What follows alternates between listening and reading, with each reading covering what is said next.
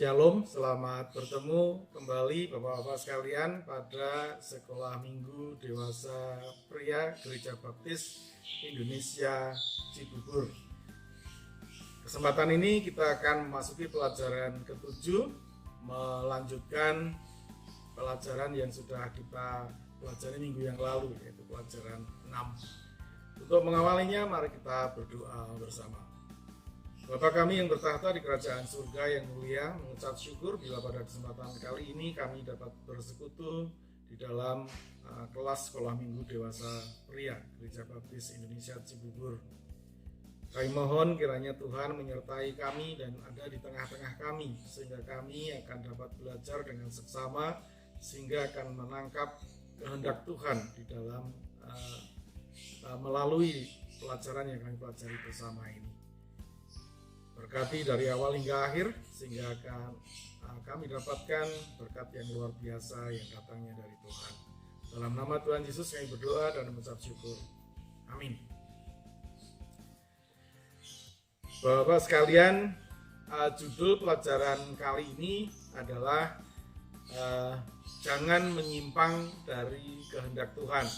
Pelajaran 7 yang mempunyai tujuan yang pertama adalah bahwa kita semua mengerti akibat hidup yang menyimpang dari perjanjian dengan Tuhan. Yang kedua, kita semua akan meyakini pentingnya ketaatan kepada Tuhan. Dan yang ketiga, kita semua akan menyatakan kesediaan kita untuk senantiasa taat kepada Tuhan walaupun banyak godaan. Bapak sekalian, perikop yang akan kita pelajari pada kesempatan ini adalah Kejadian pasal 12 ayat 10 sampai dengan 20. Seperti biasa, mohon dibaca lebih dahulu perikop ini sebelum menyimak video yang kita siarkan pada kesempatan ini. Bapak sekalian, di dalam Alkitab banyak sekali ditulis kisah tentang tokoh-tokoh yang sekarang menjadi teladan kita. Alkitab sangat seimbang dan adil dalam menuliskan kisah tokoh-tokoh tersebut. Adil dalam arti menceritakan kisah keberhasilan dan kegagalan mereka. Salah satunya adalah tentang bagaimana kita mengagumi Abram yang begitu kuat beriman kepada Allah. Tetapi kita juga mendengar kisah ketika iman Abram melemah, ketika Abram menghadapi masalah. Dari pelajaran kita sekarang ini, kita akan belajar bagaimana pesan tetap Tuhan kepada kita. Orang-orang percaya agar maksudnya adalah pesan Tuhan yang selalu didengungkan kepada orang-orang percaya bahwa agar kita tetap mengikuti kehendak Tuhan situasi apapun yang kita hadapi. Lewat pelajaran ini kita diingatkan untuk tidak menyimpang dari kehendak Tuhan dengan berkaca pada kisah Abram di Mesir. Bapak sekalian, Abram sebagai tokoh yang kuat mengandalkan Tuhan, tokoh yang mengikuti kehendak Tuhan dalam kehidupannya, ternyata juga menghadapi tantangan. Inilah awal dari pembahasan poin pertama kita, yaitu jangan menyimpang saat masalah menyerang. Tantangan yaitu muncul ketika di wilayah di mana Abram tinggal dengan keluarganya mengalami kekeringan dan paceklik sehingga kekurangan makanan dan membuat mereka kelaparan. Kelaparan itu demikian hebat sehingga untuk menyelamatkan keluarganya, Abram terpaksa harus mengungsi ke Mesir. Lihat ayat yang ke-10. Namun ketika memasuki tanah Mesir, Abram mencium adanya bahaya yang membuatnya khawatir. Dalam menghadapi bahaya tersebut, Abram merencanakan ketidakjujuran untuk keselamatan dirinya, tetapi sekaligus meresikokan istrinya. Abram menyuruh Sarai, istrinya, mengaku sebagai adiknya. Keputusan Abram menyiasati bahaya yang dihadapinya tanpa melibatkan Tuhan dan bertentangan dengan kehendak Tuhan. Keputusan yang dia ambil karena rasa takut. Keputusan itu diambilnya karena dia merasa takut mati kelaparan dan takut dibunuh Fir'aun. Bapak sekalian, sebagai penerapan dari bagian pertama ini, ketika masalah hadir di dalam kehidupan kita, sekecil apapun masalah itu, ada dua pilihan cara mendekatinya: mendekat kepada Tuhan atau mengandalkan diri sendiri. Jangan menyimpang dari kehendak Tuhan ketika masalah datang, karena kita akan semakin terperosok jauh dari Tuhan. Yang meskipun kelihatannya sepele, tetapi kadang-kadang mata iman kita, hati kita tertutupi oleh kemelut yang kita hadapi, sehingga kita memfokuskan kehidupan kita pada masalah yang kita hadapi, bukan berfokus kepada Tuhan. Jadi untuk bagian yang pertama ini, jangan menyimpang saat masalah menyerang, perlu menjadi pelajaran bagi kita semua. Bagian yang kedua, Bapak-bapak, jangan menyimpang saat keadaan seolah mendukung. Maksudnya adalah begini, mari kita lihat rencana Abram yang tanpa melibatkan Tuhan seakan berhasil ketika dia tidak dibunuh. Yang terjadi, Sarah dibawa ke istana karena Fir'aun menginginkannya, dan Abram selamat. Abram bahkan mendapatkan bonus harta benda, kekayaan yang diberikan oleh pihak kerajaan Mesir. Keberhasilan itu mungkin menimbulkan pikiran bahwa rencana Abram diperkenankan Tuhan. Tapi rupanya rencana Abram yang berjalan lancar itu bukan jaminan bahwa dia sedang dalam kehendak Tuhan. Yang perlu kita tangkap dari pelajaran bagian yang kedua ini adalah solusi masalah yang kita pilih harus dihadapkan dengan firman Tuhan. Jika tidak, kita akan mengira Tuhan merestui, padahal kita semakin tersesat jauh dari Tuhan. Yang dimaksud daripada bagian kedua ini adalah ketika kita mengambil keputusan tanpa melibatkan Tuhan dan seolah-olah itu berhasil, ternyata itu bisa menyesatkan kita karena pasti akan menimbulkan suatu perasaan yang jumawa, seperti mengandalkan Tuhan tapi sebetulnya tidak, dan akhirnya berhasil, sehingga kita merasa bahwa itu adalah karena apa yang kita lakukan, bukan karena berkat Tuhan. Dalam case-nya Abraham ini, mungkin Abraham berpikir, wah, sukseslah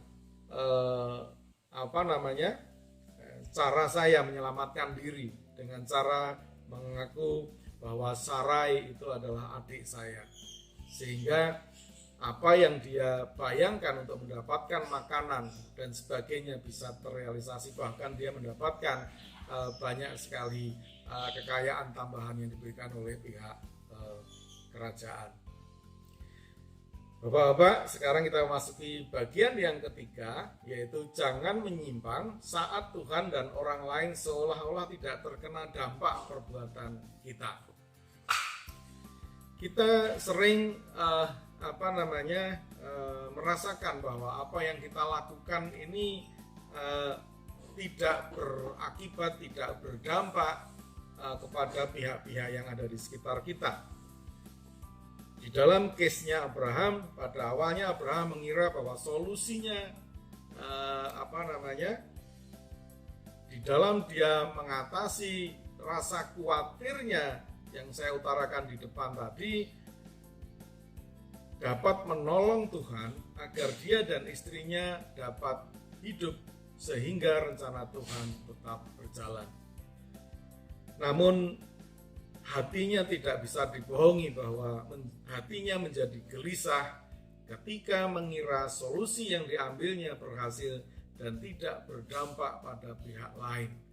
Padahal kita bisa melihat di dalam perikop yang kita baca bahwa istrinya dalam bahaya, apalagi kalau Fir'aun tidak dapat mengendalikan nafsunya. Hal lain yang terjadi adalah solusi Abraham telah mengganggu rencana Tuhan dan telah menyimpang dari kehendak Tuhan serta menyakiti hati Tuhan, hati sesama, dan dirinya sendiri. Ini yang yang terjadi mungkin tidak dirasakan oleh Abraham ketika dia merasakan keberhasilan solusinya, apalagi dia mendapatkan yang dia butuhkan, yaitu makanan dan harta kekayaan yang disiapkan oleh kerajaan. Meski demikian, meski Abram melakukan hal yang menurut Tuhan salah, Tuhan tetap setia. Tuhan tetap setia meski Abram telah mengabaikannya. Sehingga kita dapat melihat bahwa kesetiaan Tuhan ditunjukkan dengan memberikan tulah kepada Fir'aun. Lihat di ayat 17. Tidak terlalu jelas tulahnya seperti apa, tetapi itu menyelamatkan Sarai istrinya dari gangguan Fir'aun, sehingga Sarai dilepaskan. Bahkan di dalam ayat 18 dan 19, Fir'aun digunakan oleh Tuhan untuk memberi peringatan kepada Abram, memberi teguran kepada Abram. Jadi memang di dalam kehidupan sering Tuhan menggunakan pihak lain untuk menegur umatnya agar bisa berbalik kembali kepada Tuhan. Nah, dalam kasusnya Abraham, sekali lagi saya ungkapkan bahwa Allah menggunakan Fir'aun untuk menegur Abram. Sebagai penerapan, Bapak sekalian, di dalam kehidupan kita masalah datang tidak pernah berhenti dan silih berganti. Mari tetap menjaga keimanan kita kepada Tuhan. Mari mencoba untuk tidak menyimpang dari kehendak Tuhan dan tetap mengikuti kehendak Tuhan, sehingga rencana Tuhan yang jauh lebih indah akan terjadi. Dari pelajaran-pelajaran lain kita bisa menangkap bahwa ketika menghadapi masalah, tetaplah fokus kepada Tuhan. Jangan berpindah fokus kepada masalah yang kita hadapi. Karena dengan mengutamakan Tuhan, Tuhan akan berkenan kepada kita dan akan memberikan jalan keluar yang pasti hasilnya lebih indah dari apa yang kita pikirkan.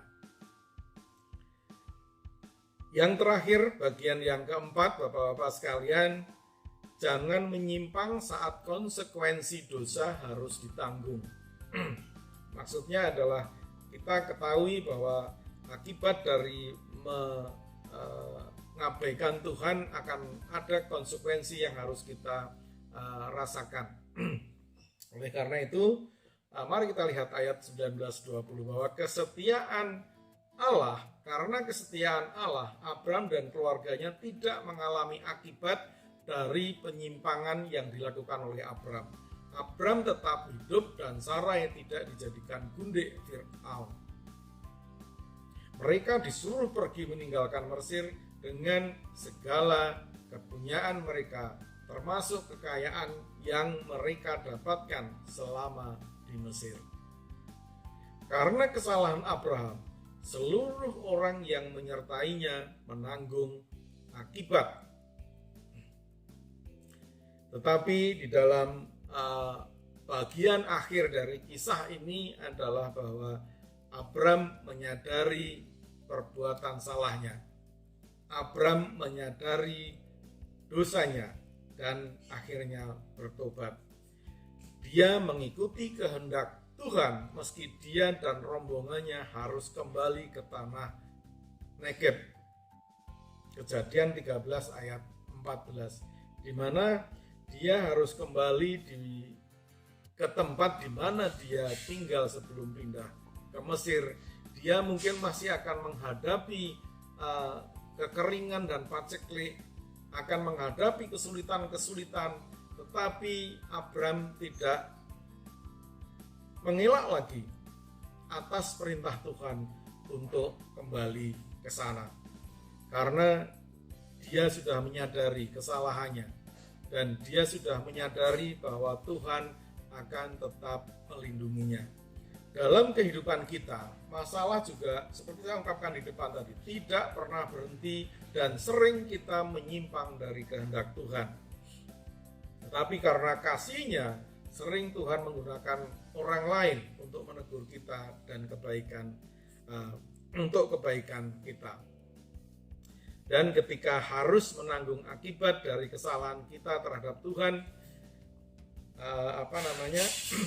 maka kehendak Tuhan itu harus kita jalani dengan tanpa melakukan kesalahan yang baru. Karena Allah akan mendampingi kita untuk menanggung itu semua, karena Dia adalah Allah yang setia. Maksudnya adalah bahwa ketika akhirnya Abram harus kembali ke tanah Negeb, dia harus menghadapi kekeringan dan paceklik sesuai dengan perintah Allah. Dia jalani itu, meskipun mungkin banyak kesulitan yang akan dihadapinya, namun karena Tuhan dapat diandalkan dan karena Tuhan setia seperti yang diyakininya, Abram kembali ke tanah Negeb dan akhirnya menaati kehendak Tuhan, meskipun keadaan tidak akan sebaik ketika dia tinggal di Mesir. Itu adalah 4 hal yang kita pelajari dari perikop kita pada kesempatan ini, yaitu dari Kejadian pasal 12 ayat 10 sampai dengan 20. Sebagai penutup, Bapak-Bapak sekalian, kita perhatikan beberapa poin sebagai berikut. Yang pertama, kita tidak harus melakukan kesalahan untuk dapat belajar prinsip yang Tuhan ajarkan pada kali ini. Kita bisa belajar dari kesalahan orang lain. Dan dalam pelajaran ini kita memakai kesalahan Abraham ketika berkomunikasi dengan Tuhan dan melakukan kesalahan di hadapannya, sehingga kita bisa memetik beberapa poin yang sudah kita ungkapkan di depan tadi. Yang kedua, Tuhan ingin kita tidak menyimpang dari kehendak-Nya dan kita dapat belajar dari pengalaman hidup Abram ini.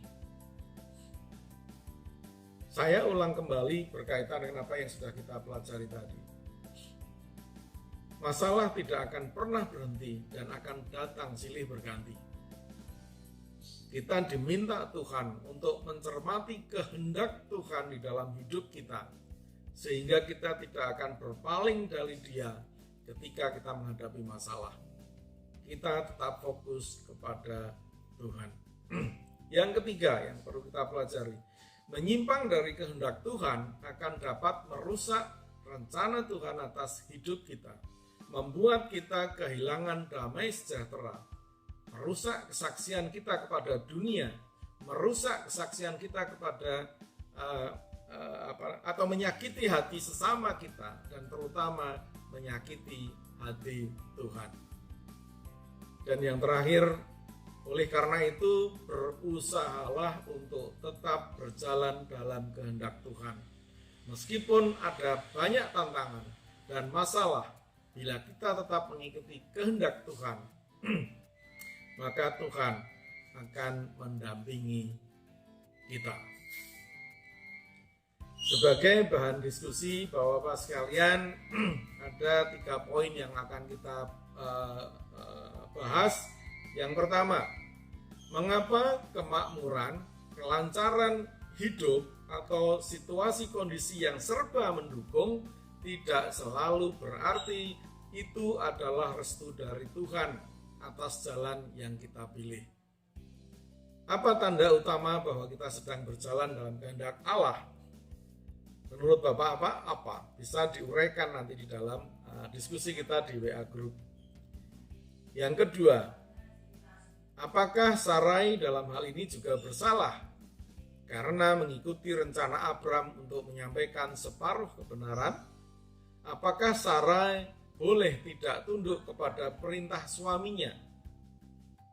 Nah, satu hal yang menarik ini, apakah istri boleh melawan perintah suaminya? Silakan dibahas, didiskusikan di WA Group kita. Dan yang ketiga, apa yang Bapak-Bapak lakukan ketika setelah mempelajari pelajaran ini Bapak mendapati atau merasa bahwa kehidupan Bapak berjalan di luar kehendak Tuhan? Cukup menarik, bukan? Dan saya tunggu tanggapan diskusi Bapak di dalam WA Group kita. Sebagai bagian akhir, mari kita catat ayat hafalan ini supaya kita mempunyai satu hal yang kita kerjakan selain diskusi yang ada di WA Group kita. Ayat hafalan dari Mazmur pasal 139 ayat 23 dan 24, demikian bunyinya. Selidikilah aku ya Allah dan kenalah hatiku. Ujilah aku dan kenalah pikiran-pikiranku. Lihatlah, apakah jalanku serong, dan tuntunlah aku di jalan yang kekal. Ayat yang sungguh luar biasa, yang kalau ini kita ucapkan sehari-hari, setiap hari maksud saya, bagus lagi setiap awal hari setelah bangun tidur, kita ucapkan ini terus. Ini merupakan sebuah doa ketika kita akan menjalani kehidupan pada hari-hari itu. Kiranya Tuhan memberkati kita semua. Terima kasih atas perhatian Bapak-Bapak sekalian. Tuhan memberkati. Mari kita berdoa. Bapa kami yang bertahta di kerajaan surga yang mulia, mengucap syukur bila kami sudah selesai mempelajari pelajaran ke-7 dari sekolah minggu Gereja Dewasa Pria Gereja Baptis Indonesia Cibubur.